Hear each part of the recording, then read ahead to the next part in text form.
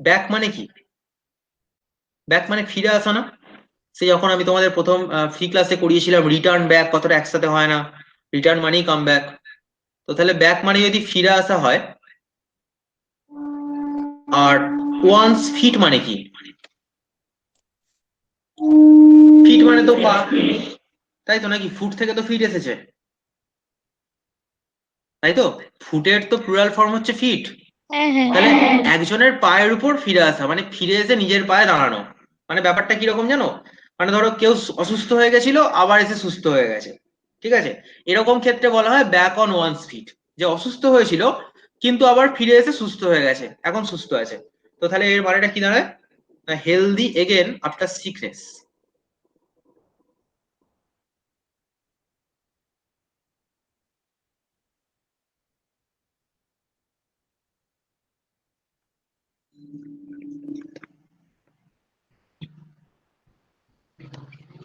মানে দুর্বলতা ছিল, তারপর আবার সে হেলদি হয়ে গেছে, ঠিক আছে?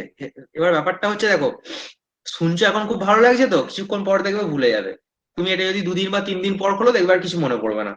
অথচ এই গল্পগুলোই মনে থেকে যাবে যদি তুমি আজকে ক্লাসটা করার পর কালকে একবার সময় করে পিডিএফটা অন্তত দেখে নিতে পারো। সব থেকে ভালো হয় খাতায় যদি নোট ডাউন করো না, কারণ পিডিএফ থেকে কোনোদিন সেভাবে পড়া হয় না, ঠিক আছে? পিডিএফ থেকে নোট ডাউন করতেই হবে। এবার ধরো প্রত্যেকদিন যদি আমি এরকম 50টা করে ইডিয়াম করাতে থাকি, আমার ধরো 6 দিন যদি করি, তাহলে আমার ইডিয়াম শেষ হয়ে যাবে, 300টা হয়ে যাবে। 300 মানে হচ্ছে এক্সেসিভ। আমি এখন 300 তোমাদের কখনোই করাবো না, আমি তোমাদের ধরো 150 মোটামুটি করিয়ে রাখবো। 50টা ইডিয়াম মানে বিশাল ব্যাপার, রোজ রিভিশন দিতে হবে। দেখো নেক্সট কি আছে। নেক্সট আছে বাই হুক অর ক্রুক। আচ্ছা, হুক কথাটার মানে কি, আর ক্রুক কথাটারই মানে কি? স্যার হুক মানে হচ্ছে স্যার কোনো আঁকছি টাইপের। হ্যাঁ, মানে ওই ফাঁদ আমরা বলতে পারি। হুম। আর ক্রুক মানে, ক্রুক মানে হচ্ছে জালিয়াতি করা। এই কথাটা শুনেছো বাংলাতে? জালিয়াতি, হ্যাঁ জালিয়াতি স্যার। করা বলা হয়। হ্যাঁ, বাই হুক অর ক্রুক মানে ফাঁদে ফেলে হোক বা জালিয়াতি করে হোক, জিততেই হবে, তাই তো? মানে এটা এক কথা ঠিক এরকম বোঝাচ্ছে যে যে কোনো মূল্যে জিততেই হবে, ঠিক আছে? মানে at any cost, at any cost, মানে যে কোনো মূল্যে জিততেই হবে, ঠিক আছে? এবার এটা ফেয়ার ওয়েতেও হতে পারে, আনফেয়ার ওয়েতেও হতে পারে।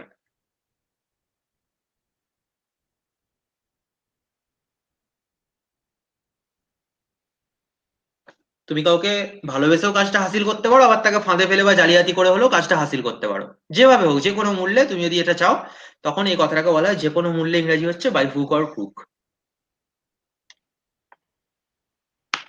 দেখো নেক্সট কি আছে, ব্লো ওয়ান্স ট্রাম্প। ঠিক আছে, ব্লো মানে কি?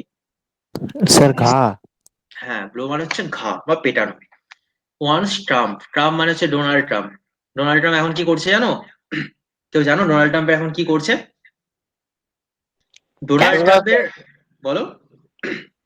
চাষ কর। তো জানি না। ডোনাল্ড ট্রাম্পের ফেসবুক পেজ আছে একটা, জানো তো? ওখানে ফলো করবে, দেখবে রোজ জো বাইডেনের নিয়ে গালাগালি করছে। বলছে জো বাইডেন নাকি জিতে গেছে, জো বাইডেন জালিয়াতি করেছে, এই ইভিএম হ্যাকিং হয়েছে, ঠিক আছে?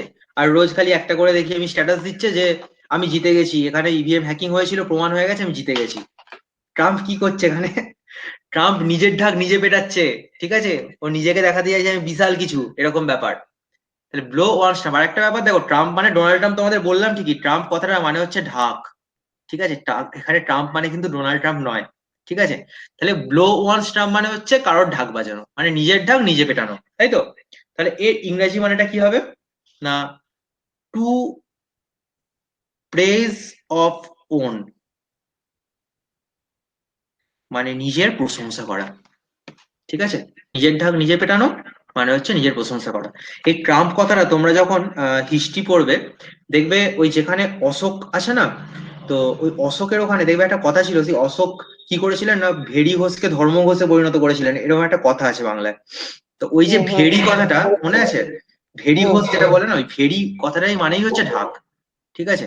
আর ওই ভেড়ি কথাটা যেখানে ইউজ করেছে না, সেখানেই দেখবে ট্রাম্প কথাটা ওরা ইউজ করেছে, ঠিক আছে? তখন ঢাককে ভেড়ি বলা হতো।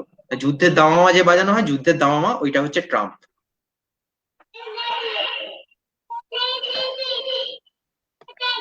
নেক্সট দেখো কি আছে, বিট দ্য, দেবদি একটু মিউট করে দাও। দেখো বিট দ্য এয়ার, তাই তো? আচ্ছা বিট কথাটার মানে কি? কাউকে অতিক্রম করা বা না, বিট কথাটার মানে, বিট মানে হচ্ছে মারা, মারা মারা। কাউকে ধরো মারধর করা প্রহার হচ্ছে, প্রহার করা বলে, প্রহার হ্যাঁ করা। প্রহার করা, একটু কঠিন ভাষায় প্রহার করা, যেটাকে আমরা বলি মারধর করা। ঠিক আছে, তো বিট দ্য এয়ার মানে হাওয়াকে মারধর করা। আচ্ছা হাওয়ার সাথে কি মারামারি করা যায়, নাকি হাওয়ার সাথে মারামারি করে জেতা যায় বলো তো? কোনো লাভ হয় হাওয়ার সাথে মারামারি করে? না। তাহলে এর মানেটা হচ্ছে ইউজলেস এফোর্ট। ইউজলেস এফোর্ট মানে ফালতু প্রচেষ্টা, যেটা প্রচেষ্টা করে কোনো আমাদের লাভ নেই। ঠিক আছে, এখন যদি দেখি পশ্চিমে হাওয়া দিচ্ছে, আমি দেখলাম যে শীত করছে, পশ্চিমে হাওয়া দিচ্ছে, ওদিকে দাঁড়িয়ে আমি ঘুষি চালাতে লাগলাম, কি হবে? তাতে কি হাওয়াটা থেমে যাবে? কিছু লাভ হবে হাওয়ার সাথে মারামারি করে? তো কোনো লাভই হবে না, ইউজলেস এফোর্ট হবে সেটা। ঠিক আছে, মানে অপ্রয়োজনীয় চেষ্টা, যে প্রচেষ্টাটার কোনো প্রয়োজন নেই, কোনো লাভও নেই। ঠিক মানে আছে, বৃথা সেটাই চেষ্টা। একদম বৃথা প্রচেষ্টা। এখন নেক্সট কি আছে, বেড অফ থর্ন।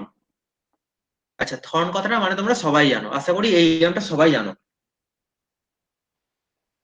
থর্ন মানে জানো? থর্ন ধর্ম তো মানে ফাঁকা।